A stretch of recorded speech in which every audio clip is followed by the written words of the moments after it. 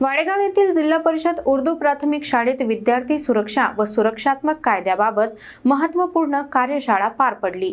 या कार्यशाळेत बाळापूरचे ठाणेदार प्रकाश जोडगे यांनी विद्यार्थ्यांना कायदेशीर संरक्षण आणि सुरक्षिततेबाबत थेट मार्गदर्शन केले। महाराष्ट्र शासनाने नव्याने लागू केलेल्या विद्यार्थी सुरक्षा व सुरक्षात्मक कायद्याच्या अंमलबजावणीच्या पार्श्वभूमीवर वाडेगाव येथील जिल्हा परिषद उर्दू प्राथमिक शाळेत विशेष कार्यशाळेचे आयोजन करण्यात आले होते। या कार्यशाळेत विद्यार्थ्यांच्या सुरक्षिततेसंबंधी महत्त्वाच्या बाबींवर सविस्तर मार्गदर्शन करण्यात आले।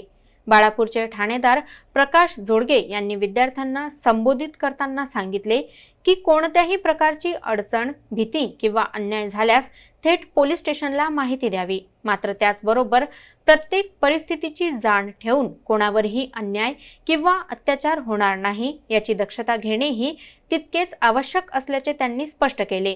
शाळांमध्ये तक्रार पेट्या, विद्यार्थी सुरक्षा कायद्याची अंमलबजावणी आणि मिशन उडान यासारख्या उपक्रमांद्वारे पोलीस प्रशासन विद्यार्थ्यांच्या सुरक्षेसाठी कटिबद्ध असल्याचेही त्यांनी सांगितले।